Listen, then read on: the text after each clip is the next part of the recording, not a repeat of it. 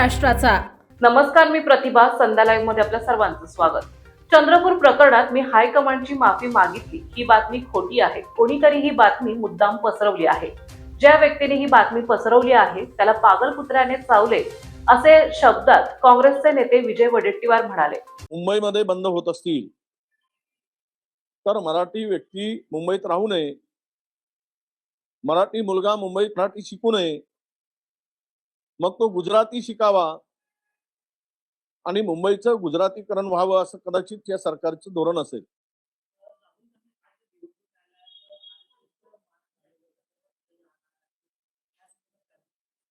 नाही, ते कोर्टाच्या केस चालू आहे आणि त्यामुळे त्या कोर्टामध्ये उपस्थित राहण्यासाठी राहुलजी येणार आहे. त्यामध्ये तारीख आहे, केवळ पुढची तारीख कदाचित मिळेल.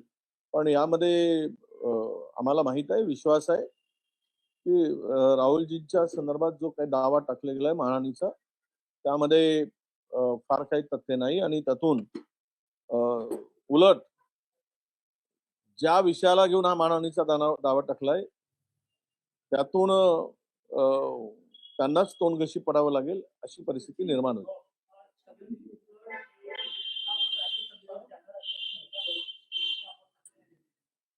ते काय त्यांचा विषय आहे, कोण राज्यसभेवर जावं, कोण कुठे जावं, कोण कोणाच्या बिळात घुसावा, ते सगळं त्यांचा त्यांना निर्णय आहे. त्या संदर्भात मला फार बोलायची गरज वाटत नाही. राहुल गांधी आज भिवंडी कोर्टात येत आहेत. राहुल गांधी भिवंडी कोर्टात येत आहेत. काय नाही, मी सांगितलं ना बोलताना म्हणालो की राहुल गांधींच्यावर जे काही मानहानीचा दावा टाकला गेला अत्यंत त्याला उत्तर राहुलजी देतात. राहुलजीवर केसेस टाकून केस भाजपा यांचा सुरू आहे, परंतु राहुल गांधी काही घाबरणारे नाही आहे. उलट पंतप्रधानांनाच पार्लमेंटमधून पळ काढावं लागलं त्यांना घाबरून. आता या देशाचे पंतप्रधान हे राहुलजींना घाबरतात हे सगळ्या पार्लमेंटमध्ये भारत देशातील प्रत्येक नागरिकांनी बघितलंय.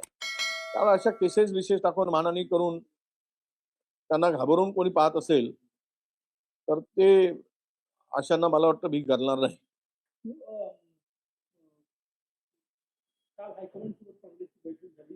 अशी चर्चा आहे की तुम्ही माफी मागितली हायकमांडची. काय वास्तविकता काय? काय हे सगळं बकवास आहे.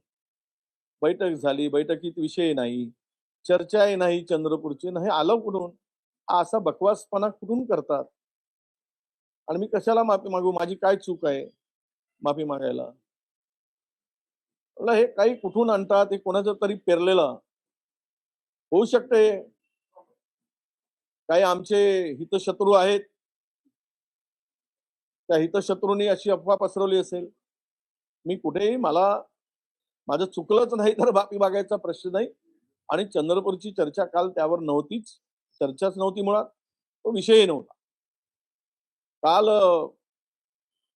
जो ट्रेड डील झालेला आहे अमेरिकेबरोबर त्यावर होणारे परिणाम, कुठल्या कुठल्या राज्यामध्ये त्याचे परिणाम होणार आणि कुठल्या धान्यावर कुठल्या पिकासाठी हे हानिकारक असेल, हे हार्मफुल असे म्हणजे हाट विषय असेल, यावर चर्चा झाली.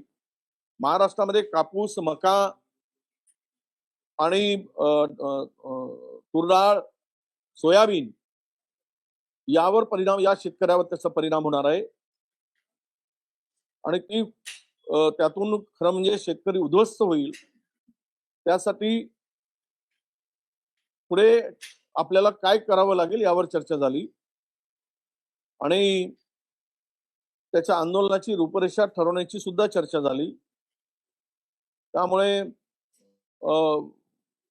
चंद्रपूरचा विषय तिथे मुळात नव्हताच, कुठेही अशी चर्चा झालेली नाही. आणि हा बकवासपणा आहे, कुठेतरी हा खोडसाडपणा आहे, हा नालायकपणा आहे, हा मूर्खपणा आहे. मी माफी मागितली असं कोणी सांगत असेल तर विरोधकांकडे फिरले गेले कारण की हायकमांड सोबत झाली चर्चा बाहेर येऊन विषय संपला. सिन्नर मधली 17 वर्षाची 15 दिवसापासून बेपत्ता आहे. तिचे आई वडील तिच्या शोधण्याचे प्रयत्न करतात. काय महाराष्ट्रातल्या किती तरुणी बेपत्ता आहेत? 1,57,000 महिला आणि मुली बेपत्ता आहेत. कुणाला पडलाय महाराष्ट्रात? महिला मुली तो शोषण सुरू आहे, लहान लहान बालिकेवर अत्याचार होत आहे. कुठे आहे गृह खातं?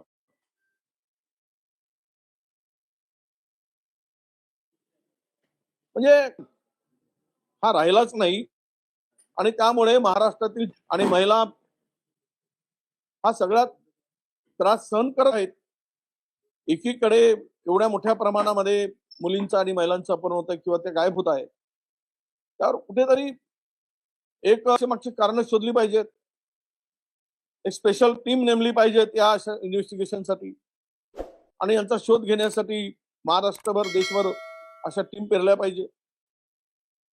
सांगतोय की 1,57,000 महिला आत्ताही महाराष्ट्रातील महिला मुली गायब आहेत. त्यांचा पत्ताच लागत नाहीये. पण सरकार याकडे गांभीर्याने बघत नाही. दुर्दैव आहे. ताज्या आणि महत्त्वपूर्ण बातम्या पाहण्यासाठी आजच आमच्या संध्या लाईव्ह न्यूज चॅनलला YouTubeवर सबस्क्राईब करा आणि बेल आयकॉन प्रेस करा.